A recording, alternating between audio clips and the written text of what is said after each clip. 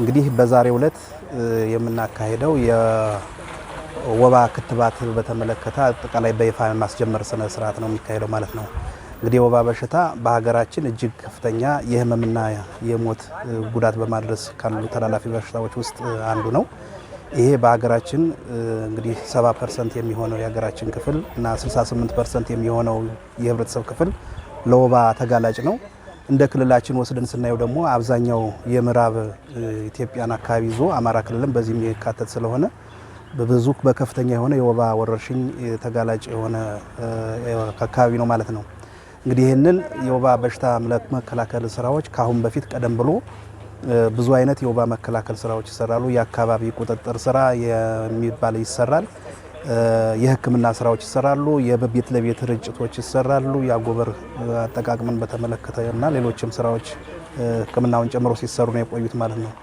እንግዲህ ይሄ በተለይ በሀገራችን የወባ በሽታ ለማጥፋት ኢሊሚኔሽን ስትራቴጂ ተብሎ ወይም ደግሞ የማህበረሰብ የጤና ችግር በማይሆንበት ደረጃ ላይ ለማድረስ ተብሎ ታልሞ እንደ ሀገር እየተሰራ ነበር። በተለይ ይሄ ስራ እየተሰራ ለተወሰነ አመታት የወባ በሽታ ስርጭቱ ዝቅተኛ የሆነበት ደረጃ ነበር። አሁን በቅርብ በዚህ 2 አመት አካባቢ ጀምሮ ደግሞ የወባ ወረርሽኝ እጅግ እየሰፋ የሆነ አወሳሳቢ የሆኑ ሌሎችም ሁኔታዎችን ጨምሮ እየከፋ የመጣበት ሁኔታ ነው ያለው ማለት ነው። ስለዚህ ይህን በሽታ ከመከላከል አኳያ ሌሎች ቅድም ያሏቸው የመከላከል ስራዎች እየተሰሩ እንዳሉ በሌሎች ሀገሮች ክትባቱ ሲሰጥ ቆይቷል። በሀገራችን ግን ለመጀመሪያ ጊዜ ነው የሚሰጠው ማለት ነው። እንግዲህ በሀገራችን ወደ 58 የሚሆኑ ወረዳዎች ናቸው የተመረጡት። በክልላችን ደግሞ 4 ወረዳዎች፣ በዞናችን ደግሞ 1 ወረዳ ፍኖተ ሰላም ዛሬ በይፋ ያስጀመርንበትን እሱ ተመርጧል ማለት ነው። ስለዚህ የወባ በሽታ ሁሉንም የህብረተሰብ ክፍል የሚያጠቃ ቢሆንም በዋናነት የተወሳሰበ የወባ በሽታ በህመም በማስከሰት ደረጃ የሚያጠቃውን በምናይበት ጊዜ ግን አብዛኛው ከ5 ዓመት በታች ያሉ ህጻናት ናቸው።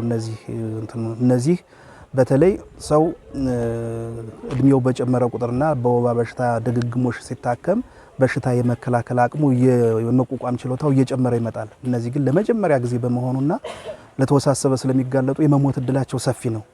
ስለዚህ ቅድሚያ ተሰጥቶ ከ5 ዓመት በታች ላሉ ህጻናት ነው ክትባቱ እንዲሰጥ የተባለው እንጂ ሌሎችም የህብረተሰብ ክፍሎች ይህንን ክትባት ሊያገኙ የሚችሉበትን እድል እየታሰበ ነው ያለው። ለጊዜው ግን በአንጻራዊ ካለው ሀብት እና ሪሶርስ ሌሎች እንግዲህ በእርዳታ ነው ክትባቱን የምናገኘውና ከዚህ አኳያ ከ1 ዓመት በታች ያሉ ህጻናቶችን ቅድሚያ ተሰጠን እነሱን እንድናስከትብ የሆነበት በዚህ አግባብ ነው።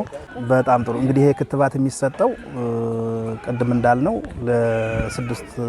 ከ1 ዓመት በታች ላሉት ቅድሚያ ሰጠን የምንሰጥ ቢሆንም ክትባቱ የሚጀምረው 6 ወር ላይ ጀምሮ ነው። 6 ወሩን የወሰደ የግድ በ1 ወሩ በኋላ በ7ኛው ወር ይወስዳል። 2ኛውን ማለት ነው። 3ኛውን በ9 ወር ይወስዳል ማለት ነው። 4ኛውን ደግሞ በ15ኛው ወር ወይም ደግሞ ዓመት ከ3 ወር ሲሆነው ይወስዳል ማለት ነው። ስለዚህ ሁሉንም የክትባት አጠናቋል የወባ ክትባት ለማለት 4 ጊዜ መውሰዱን ማረጋገጥ ያስፈልጋል ማለት ነው። ስለዚህ በአጠቃላይ የወባ ክትባት በተለያየ ምክንያት እንኳን ቢያቋርጥ የጀመረ ህፃን እስከ 5 ዓመት እስከሚሞላው ጊዜ ድረስ የግድ ይህን የወባ ክትባት መጨረስ 4ቱን መውሰድ ማረጋገጥ ያስፈልጋል ማለት ነው።